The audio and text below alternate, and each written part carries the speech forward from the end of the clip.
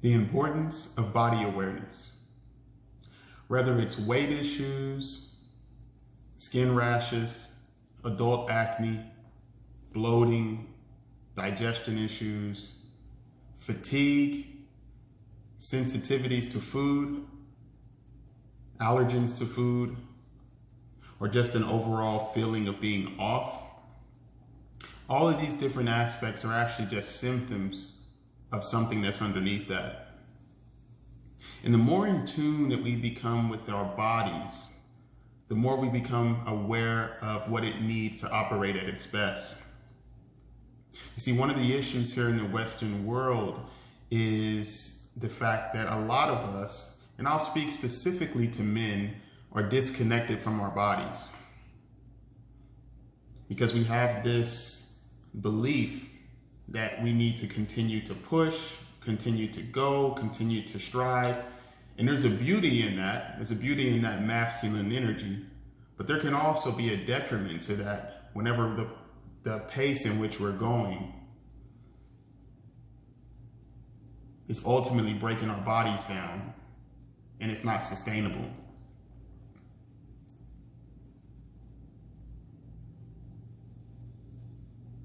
So when we keep pushing and we keep going at this fast pace, becoming even more disconnected to our body and the sensations and the cues that it's communicating to us, then what ends up happening is we continue to just build stress and inflammation, and we operate in this almost this over anxious and wired state, which becomes our norm for most of the day. Or on the flip side, that goes on for long enough and we've put so much chronic stress on the body that then it actually rotates into not having any energy at all. So just being completely tired, not being able to wake up in the morning with any kind of feeling of vigor or vitality. And I know how this feels. You know, I've been there personally multiple times in my life. And it's not fun. You know, it's not a time where you feel, one, like you're at your best, but two, you just feel like, in a way, life is passing you by. It's almost like you have this visualization of your past and when you were operating at a much higher degree, and all you really want and all you crave and all you desire is to get back to that. And then if you think back to that particular time when you were operating at a higher level, you also probably felt at that time that you were capable of operating at an even higher level. So then you have this dichotomy of,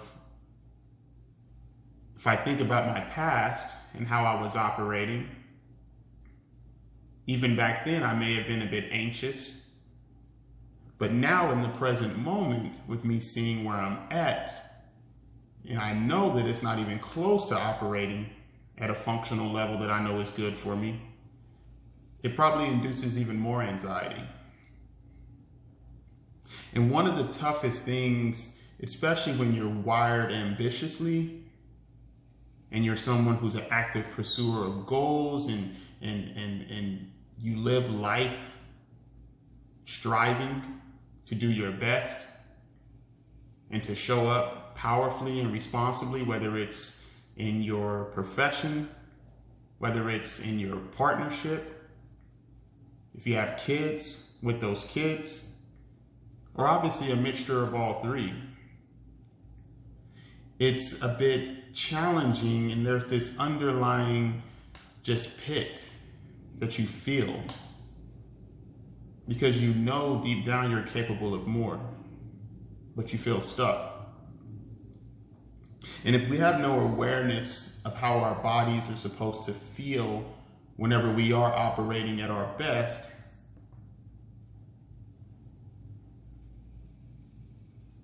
then that leaves us no room to be able to truly manage and sustainably get to the point where we actually have a reference for that. So as an example for myself, growing up, I had issues all the way from my early adolescence years. I've talked about this in a former video, so I won't spend too much time on it, but dealing with yo-yo weight, all the way from my early middle school years and childhood up into my adult years, especially in my late or mid 20s. Skin rashes. Used to have all these rashes on my face, not on my face, excuse me, on my chest and on my back. And I wouldn't have any idea where they came from. Back in the day when I had no awareness of my body, I just went to a dermatologist. They would give me some cream, and the name of it, I'm losing it because it's been so long, but they would give me some cream, or they would give me an oral to take, which would naturally actually reduce the rash to a point where I wouldn't see it. But ultimately, all that was doing was putting a Band-Aid on the issue. As soon as I ran out of the pills, the rash would ultimately return. And then even when I was off the pills, I realized that over time, that particular rash was coming from some food allergies and sensitivities that I had. So all of these things play into part with the human body. There is no quick, wham bam, one size fits all approach. I'm gonna follow this particular meal plan for the rest of my life, because we have to be present with our bodies and what it needs in this moment. And the only way for us to become more present is to, one, slow down, two, be able to understand what foods are the best for our body on the energetic level. Three, being able to create daily practices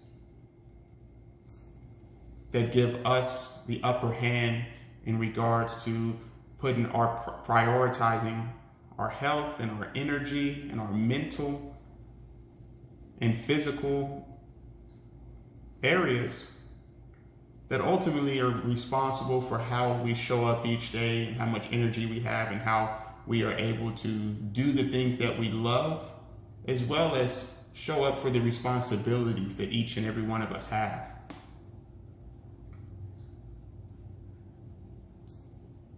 So for me, I went on this long journey.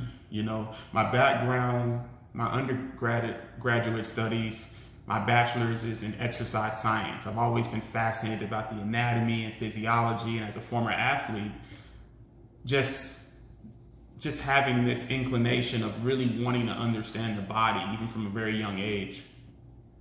So then that ended up parlaying into learning more about nutrition when I was in college. I read a couple of books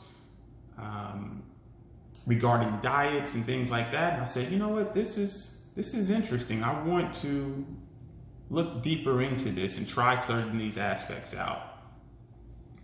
Led to me actually graduating, working, and stress building. Sleep patterns were off. Energy was off.